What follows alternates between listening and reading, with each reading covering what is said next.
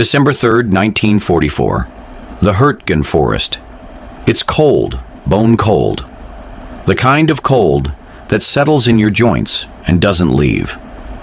The trees are bare, their black silhouettes clawing at a sky the color of dirty ash. Fog hangs low like a ghost refusing to lift. Somewhere in the distance, artillery thumps with a steady rhythm, like a giant heartbeat. Inside an M4 Sherman tank, parked behind a shattered brick wall, a young gunner named Harlan Vickery leans into the eyepiece of his 75mm cannon. The tank's turret is not facing forward. It's turned 180 degrees, pointing backwards. His loader looks at him sideways and mutters, "You're really doing this backwards setup thing, huh?" Harlan doesn't answer. His breath fogs the glass. His fingers tighten around the firing mechanism. He's quiet, still, listening. Then through the mist, a shape emerges. It's a Panther tank, German, heavy, lethal. It's flanked by two more, rolling slowly down a muddy path like they own the forest. Harlan exhales. One shot. The 75mm round punches through the morning stillness, and a second later, the lead Panther erupts in flame.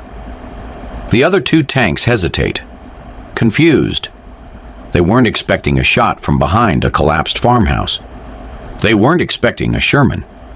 And they sure as hell weren't expecting a Sherman to be sniping at long range. Inside the turret, the loader gasps. The commander shouts, "Holy hell, Vickery! You hit him clean!" But Harlan Vickery doesn't celebrate. He's already adjusting the turret, tracking the second tank. Because this isn't just luck. This is strategy. This is what happens when a farm boy from Kentucky rewrites the rules of armored warfare by turning his Sherman backwards and turning himself into a one-man sniper team. They laughed at him. They said it would never work, until it did. And when the smoke finally cleared, the Germans weren't the only ones surprised. The gunner no one expected. Before he became the man who stunned a German tank column in the heart of the Hurtgen Forest, Harlan Vickery was just another quiet kid from Whitley County, Kentucky. He wasn't tall. He wasn't loud. He didn't grow up around tanks or even cars. He grew up fixing tractors. His father ran a small farm. His mother was a school teacher. And like so many young men after Pearl Harbor, Harlan enlisted in the United States Army because he felt it was the right thing to do. He never imagined he would end up in a Sherman tank, let alone commanding its gun in one of the deadliest forests in Europe. Harlan trained at Fort Knox, Kentucky, where he was assigned to the Armored Division. His instructors noted he had steady hands, sharp eyes, and a quiet way of thinking through problems that most recruits didn't. While others fired by instinct, Harlan did math in his head. He measured distance. He watched wind. He calculated. Still, no one noticed him. He wasn't the fastest. He wasn't the loudest. And in a war where big personalities often rose to the top, Harlan stayed in the shadows until he got to Europe. By the time his unit landed in France in August 1944, the war had shifted. The Americans had broken out of Normandy. The Allies were pushing east, driving the Germans back toward their own border. But now came the hard part, pushing through terrain that heavily favored defense. Hills, dense forests, narrow roads, ambush country. That's where the M4 Sherman tank came in. The M4 was America's main battle tank. More than 49,000 of them were built during the war, making it one of the most produced tanks in history. But the Sherman had problems, serious ones. Its 75mm gun struggled to penetrate German armor at long range. Its armor was thin compared to the German Panther and Tiger tanks. In direct combat, Shermans were often outgunned and outmatched.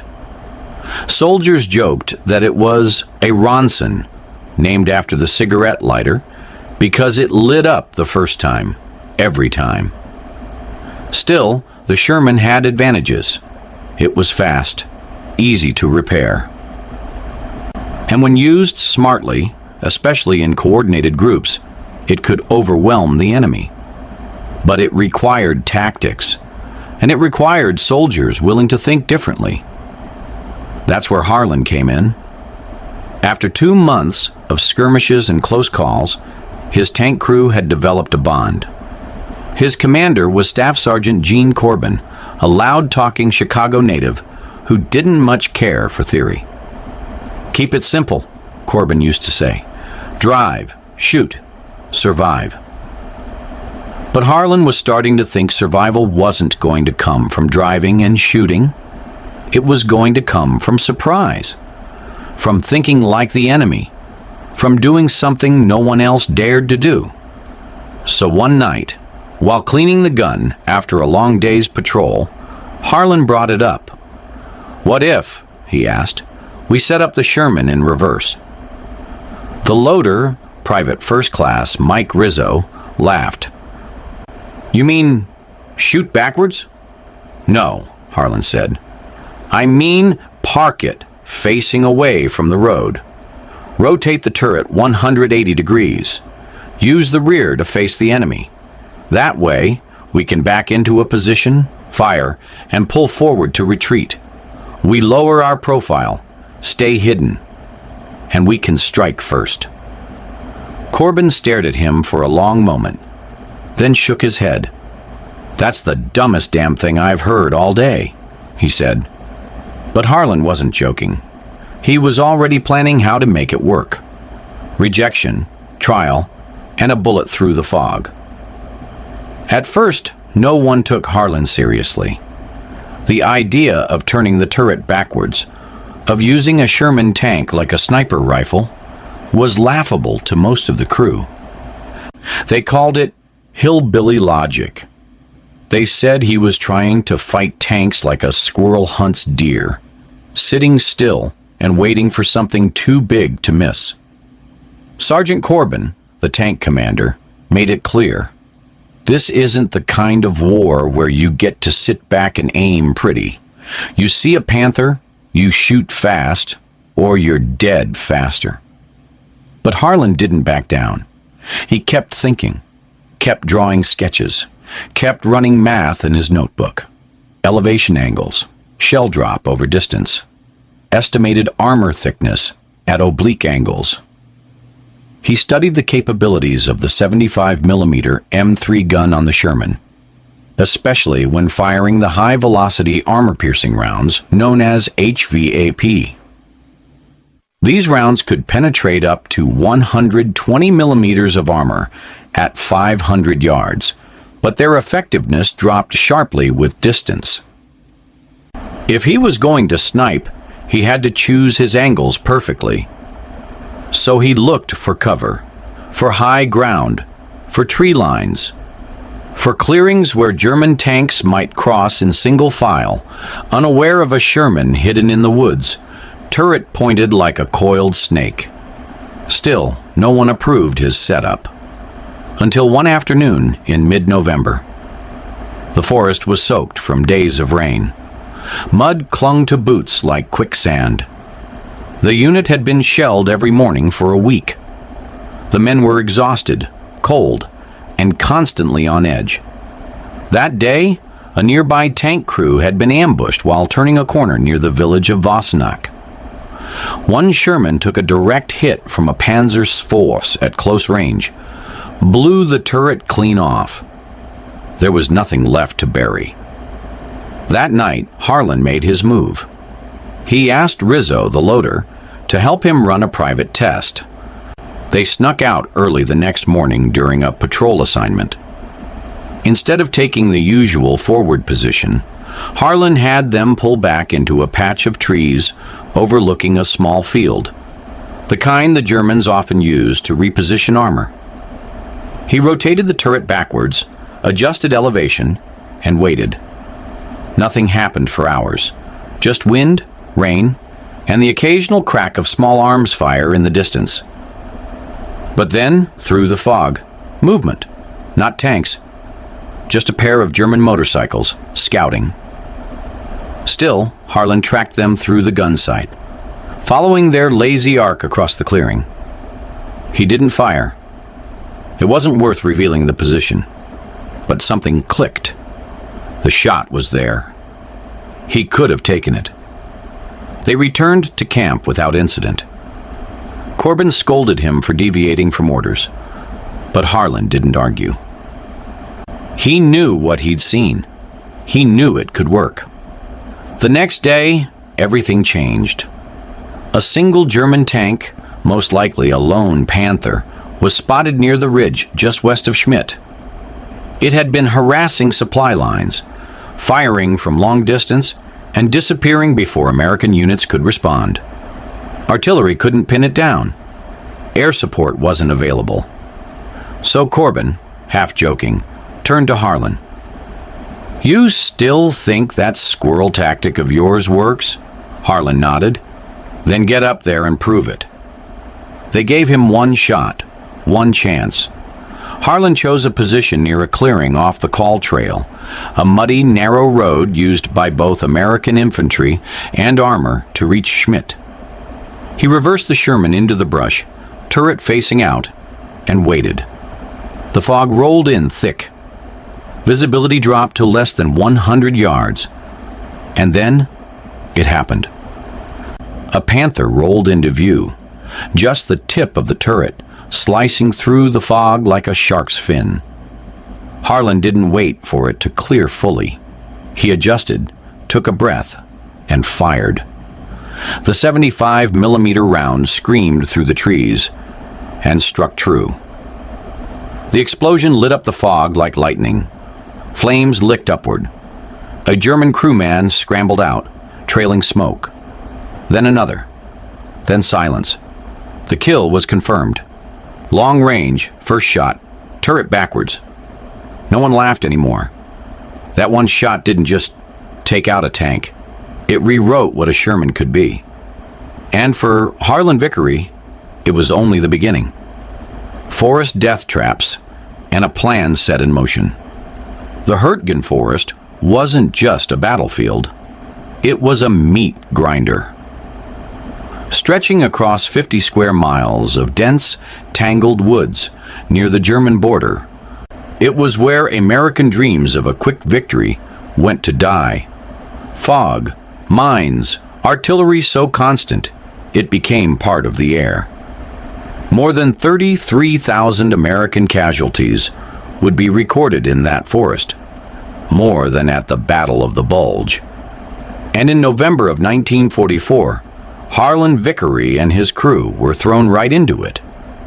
Orders came down: hold the call trail and push toward the town of Schmidt.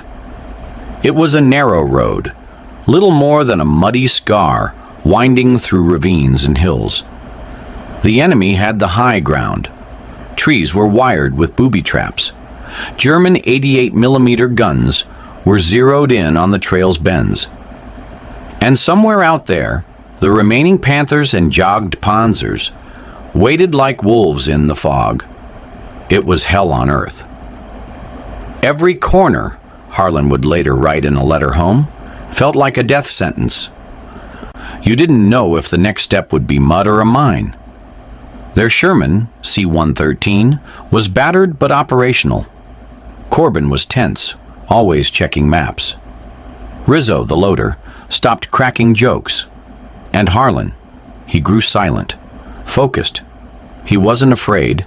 He was preparing, because this time he had a plan. The success of his backward shot wasn't luck. He'd studied the terrain, calculated the shot, chosen his angle with intent. Now he wanted to push the tactic further. Not just one ambush, but a full sniper setup.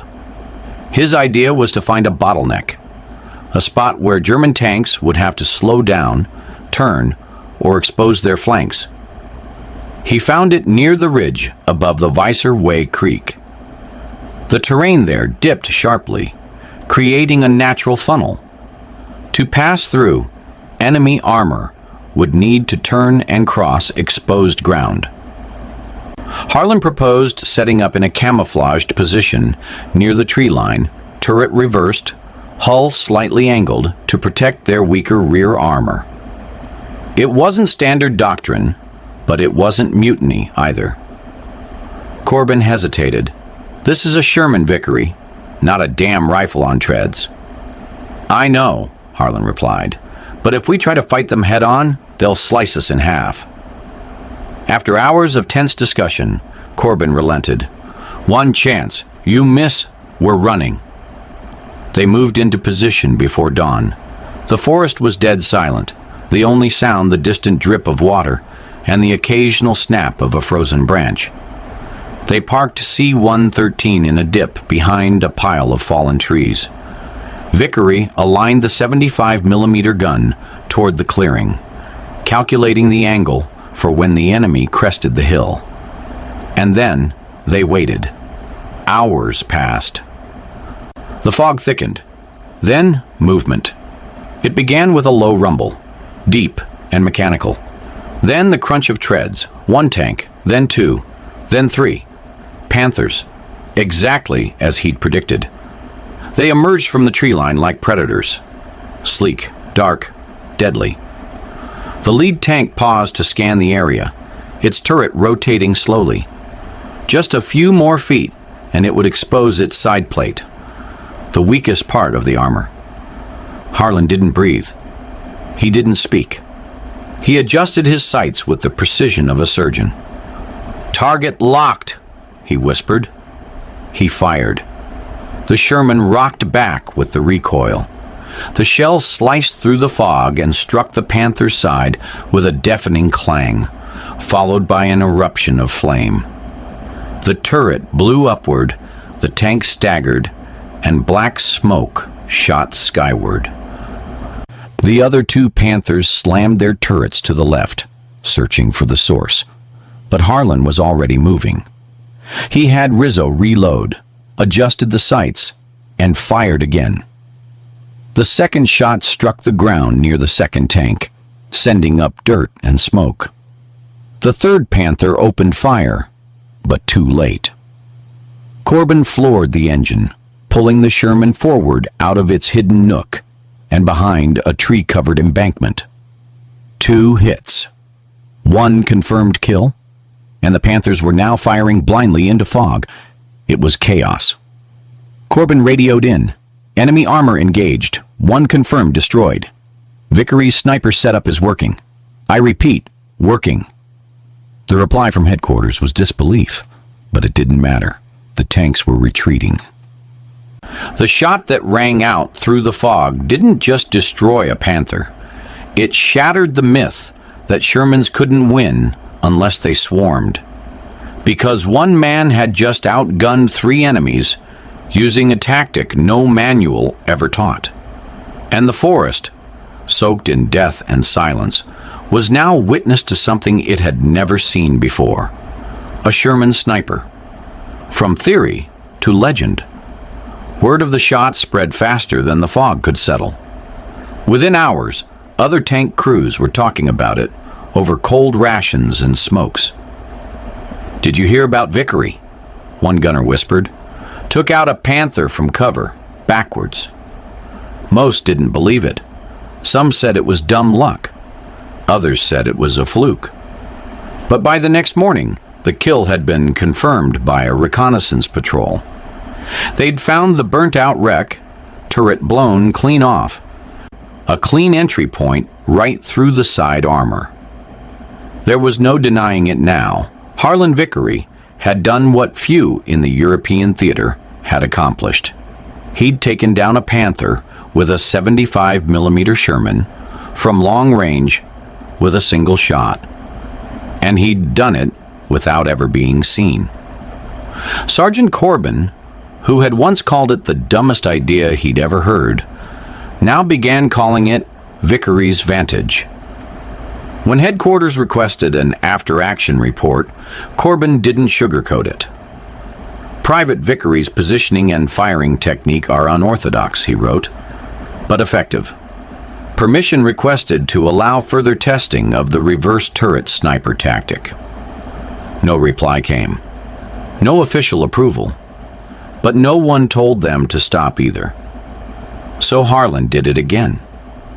2 days later, at another forest clearing near the town of Commershite, he set up his Sherman along a narrow track just south of the road, where tanks were likely to push through in an attempt to flank the American line. He waited, turret turned, engine off. Just before dusk, a column of German armor moved into view. A panzer foe followed by 2 half-tracks. Harlan fired. The panzer exploded in a fireball that lit the entire tree line. The half-tracks scattered. Infantry scrambled into the woods. And for the second time in as many days, Harlan's Sherman escaped without a scratch. By now, his crew was fully bought in. Rizzo started calling the tank the Kentucky Rifle. Corbin joked about painting a squirrel mascot on the side. Even support crews started asking about his settings. What elevation he used, how he calculated distance, what type of ammunition worked best. And behind the scenes, other crews began trying to replicate it. Unofficially. Quietly. Because if there was one thing the Hurtgen Forest was proving, it was that traditional tactics didn't work here. You couldn't brute force your way through minefields and booby-trapped trails. You had to be smarter. You had to adapt. And that's exactly what Harlan was doing. But adaptation came at a cost. As his legend grew, so did the danger. The Germans were no fools. They started changing patterns, avoiding the tree lines, sending scouts ahead, firing blindly into suspected ambush points. One Panther even attempted a counter-sniper maneuver, firing high explosive rounds into suspected American tank positions before entering the area. Harlan and his crew narrowly avoided death when a shell landed just 20 feet from their position, showering them in dirt and shrapnel. It shook them, but it didn't stop them, because now they weren't just surviving, they were rewriting the playbook. And somewhere between Commershite and Schmidt, amid frozen boots, jammed radios, and the ever-present stench of cordite, Harlan Vickery, farm kid, math brain, quiet thinker, was becoming something the war had never seen before. An armored sniper, a myth with a name, and a turret pointed in the wrong direction. The perfect shot under fire. November 26th, 1944. It was the day the forest exploded. The Germans, desperate to hold the line before the Allies reached the Roer River, launched a counteroffensive along the Kahl Trail and into the villages of Commershite and Schmidt. American infantry were being hammered by artillery and pinned down by dug-in machine guns. Panther tanks advanced through narrow, booby-trapped roads, supported by mortars and tree-bursting shells that rained down like shrapnel snow. Harlan's unit was ordered to hold the southern edge of Commershite. No backup, no air support, just a handful of Shermans, some scattered riflemen, and enough ammunition to last maybe a day. They were told, if you lose this ridge, we lose the whole line. At dawn, the fog returned, thicker than ever. Harlan set up his Sherman behind a low stone wall at the edge of the village, facing away from the main road. Again, the turret was reversed. Again, the crew questioned the setup. Vickery, Corbin said quietly, if they hit us, we've got nowhere to run. We're not going to run, Harlan replied. We're going to hit first. They went quiet. Each man took his position. Rizzo checked the rounds. 2 HVAPs loaded first. Then standard armor piercing. Then smoke. The ground shook. German Panthers rolled in, 3 of them, supported by infantry. Their formation was tight, efficient. They had likely studied American movement and expected frontal resistance. But they weren't expecting Harlan's backward turret, aimed from the flank. The first tank crossed into view. Harlan adjusted for distance. 700 yards. The fog shifted just enough to give him a silhouette. He fired. The shell struck low, hit the drive sprocket. The Panther stopped cold, its mobility gone. Flames burst from underneath, but now the second tank opened fire, toward the direction of the blast. Debris flew, trees shattered. The Sherman rocked as a shell detonated behind them. Harlan shouted, "Reload!" Rizzo slammed the next HVAP round into place. Harlan aimed again, this time for the turret ring of the second tank. He fired. The round punched through. The turret lifted a full 2 feet from the hull before fire consumed the crew compartment.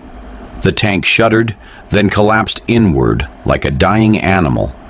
Then came the third. It saw them. Its gun turned, slow, deliberate, deadly. Harlan screamed, "Move!" Corbin gunned the engine, but the tracks caught in the mud. The turret of the third Panther locked on. Then, just as the German tank was about to fire, boom! A shell from another Sherman, an American Sherman, struck it from the opposite side. Reinforcements had arrived, drawn by the smoke and radio chatter. The third Panther tried to pivot, but was caught in a crossfire. It exploded in a column of smoke and steel. The battlefield went quiet. 3 Panthers, all destroyed. And Harlan's Sherman, scratched, shaken, scorched, was still standing. They pulled back behind the ridge as medics moved in and infantry pushed forward. Harlan sat in silence, his hands trembling for the first time. "You all right?" Rizzo asked. Harlan nodded. "Yeah, just thinking." "About what?" "That was the shot I was afraid of," he said. "The one where you're already dead before you fire." But he had fired, and he'd won. The shot through the fog had been theory. The shot under fire, that was proof. That day, officers began calling Harlan's tactics long gun doctrine. Some wanted to write it up. Others didn't know what to make of it. But among the tank crews, those who fought, froze, and bled in the forest, Harlan Vickery's name started to mean something.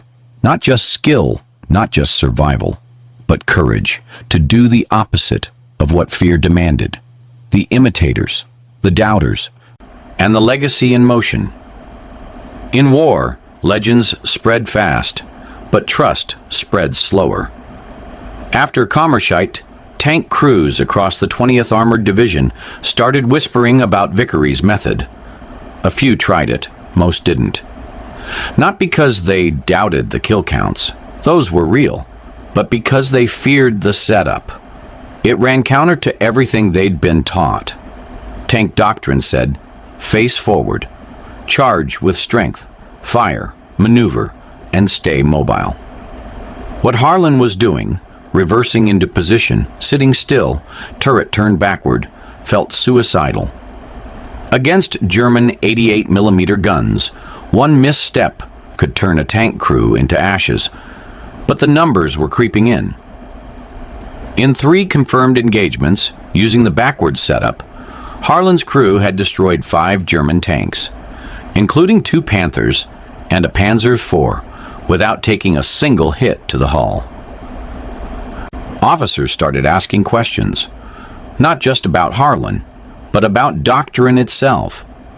Could Sherman tanks, long mocked as inferior, actually outperform expectations through smarter positioning? Could a single, well-placed gunner, thinking more like a sniper than a tanker, shift the odds in these deadly forests? Harlan didn't care about the debate. He cared about the men inside the tank. He cared about staying alive. And most of all, he cared about not wasting shots. He told a junior crew one night over cold stew, "You don't fire unless you're sure. Every shell costs more than metal. It costs time, noise, and your position. So you wait, you breathe, you think." That's what made Harlan different. Other gunners shot by instinct. Harlan shot by thought. But with fame came friction. One senior officer, Colonel Bennett, dismissed the tactic entirely. "Turning your turret backwards is a great way to die looking the wrong way," he said in a briefing. "This war's about mobility, not hiding like a coward in the brush." When Harlan heard that, he didn't get angry. He just replied, "With all due respect, sir, cowards don't sit still when panthers roll into view." The room went silent. Corbin backed him. So did two other tank commanders who'd seen the results firsthand. And slowly, piece by piece, the brass began to allow for situational flexibility in armor engagements, unofficial language that gave crews the green light to copy what Harlan had created. By December, at least 4 other crews in the division had begun using modified versions of the backwards sniper setup. 2 scored confirmed tank kills. One crew in the 707th Tank Battalion credited the tactic with saving their lives during an ambush west of Gay. They used a downed barn as cover, reversed their turret, waited, and nailed a jagged panzer as it crept past. Unofficially, they named their tank the Vickery Special. But for Harlan, it wasn't about recognition. It never was.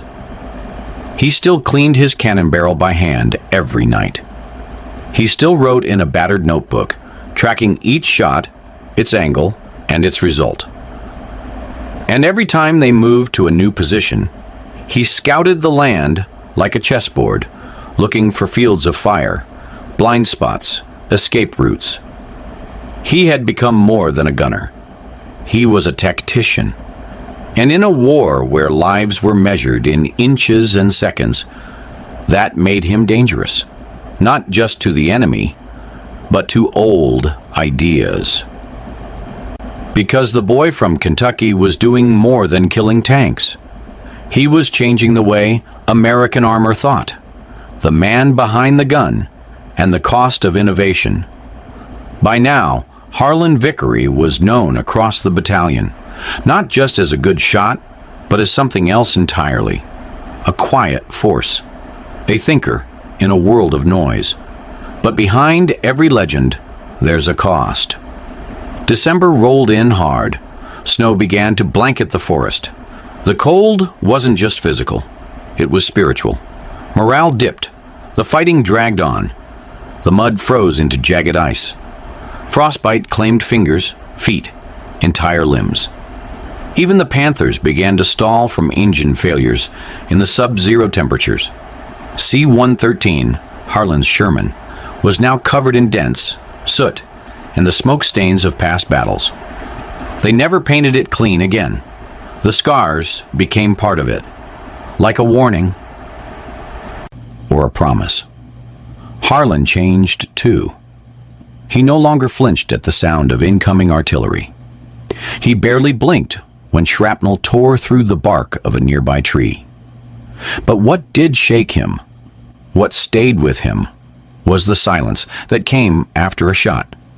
The knowing, the moment between the kill and the next breath, when he'd realize that another crew, men like him, would never climb out of that burning metal box. He wrote to his mother, "I don't know how to feel anymore. Every shot I make saves us. But every shot I make also means someone else's son doesn't go home. Sometimes I can still see the hatch opening, just before the fire catches." Rizzo stopped joking altogether. Corbin grew more protective. refusing to take unnecessary risks. And Harlan began carrying with him a photo of his younger sister, Lila, 8 years old, hair in braids, smiling in front of the same tractor he used to repair back in Kentucky. He taped it to the inside of the turret, just above the rangefinder. "Something to remind me what I'm shooting for," he said. But even with the emotional weight, he never stopped adapting. In one engagement near the town of Bergstein, he used elevation for the first time, parking the Sherman on a slope, firing downward at a Tiger tank approaching from a road below. The shot pierced the rear engine plate. One shot, one kill, not out of arrogance, out of necessity. Because every round they fired had to count. By now, the brass had stopped questioning him. In fact, they'd begun quietly assigning him to forward observation roles, not to scout terrain, but to set up kill zones for his sniper tactics. They even brought in a second crew to learn directly from him. But Harlan didn't see himself as a teacher. He still saw himself as lucky. Still saw himself as the farm kid just trying not to get his friends killed. One night, after their 20th mission, Corbin asked him, "What happens when this war's over?" Harlan looked down at his hands, calloused, burned in places from hot shell casings. "I guess I go home," he said. "Fix tractors again. Maybe teach my sister how to drive." And for a moment, it was quiet in the tank. No shells, no radio. Just the wind through the trees, and the memory of a boy who rewrote the rules, not to be a hero, but to bring himself and his brothers home. The boy who sniped with a tank. When the snow finally melted over the shattered branches of the Hurtgen forest, it revealed more than shell craters and burnt-out tanks. It revealed the ghosts of a doctrine undone, torn not by firepower, but by thought. Among those ghosts was the legacy of one young man, Harlan Vickery. He didn't change the war with rank or command. He had no battalion under his name, no patented tactic, no battlefield named after him. But what he did have was something far rarer, a mind that refused to accept the way things had always been done. The official reports never used his name. They referenced innovative turret positioning, non-linear tank deployment, asymmetric armor utilization. But the crews who came back alive didn't care for language like that. They just said, "He showed us we could fight smarter." By early January 1945, Harlan's tactics had spread beyond rumor. Some commanders quietly instructed crews to scout like snipers, to treat terrain as cover, to fire not first, but best. And yet, Harlan wasn't there to see it. After a third near miss, a shell that killed the crew of the Sherman beside his, he requested to be rotated out. Not because he was scared, but because he'd seen too many good men die just inches away. He had proven what he came to prove. So, they let him go. When he stepped off the train back in Kentucky in the spring of '45, no one saluted. No one cheered. His little sister ran up and hugged him. His father handed him a wrench. His mother set another plate at the table. And that, Harlan always said, was the best kind of welcome. He never built a career out of what he did. Never wrote a book. Never called himself a sniper. But if you drove by the Vickery place in the '60s, you might have seen an old war shell on the mantel. Polished, empty, harmless. And if you'd asked about it, he'd smile and say, "That's the one that let me come home." It's easy, in hindsight, to glorify war through numbers. Tanks built, battles won, enemies defeated. But stories like Harlan Vickery's remind us that war is not about volume. It's about decisions, micro decisions, quiet, calculated risks made by men no one notices until it's too late to forget them. Harlan didn't win through firepower. He won through a refusal to accept the obvious. He asked a question that nobody else had the courage or foolishness to ask. What if I turn the turret around? And in that question lived the seed of everything that followed.